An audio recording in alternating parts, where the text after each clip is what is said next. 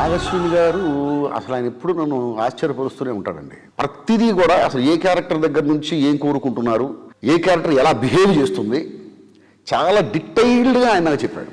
ఆ Ashwatthama character 8 feet ఉంటుంది, అది ఇమాజిన్ చేసుకొని రాయండి అని చాలా క్లియర్గా చెప్పాడు. నాకు అమితాబ్ గారికి రాసే అవకాశం ఇందులో ఎక్కువ ఉంది. ప్రతి డైలాగు ఆయన నోటి వెంట నుంచి వస్తూ ఉంటే గూస్ బంప్స్ వచ్చాయి నాకు నిజంగా.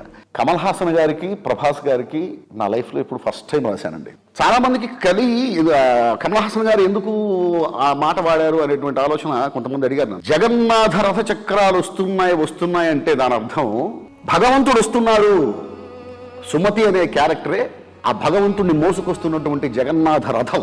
సో జగన్నాథ రథ చక్రాలు వస్తున్నాయి, నేను వెళ్ళి ఆ రథ చక్రాన్ని ఆపేస్తా, భూకంపం పుట్టిస్తా, భూమార్గం పట్టిస్తా అనేటువంటి సెన్స్లో ఆ క్యారెక్టర్ చెప్తుంది. భైరవాకి బుజ్జికి మధ్య ఒక అద్భుతమైనటువంటి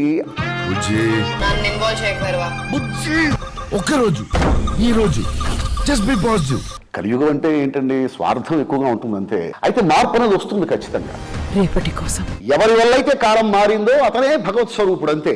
సమాజాన్ని తీర్చిదిద్దేవి మన పురాణాలు, మన ఇతిహాసాలే.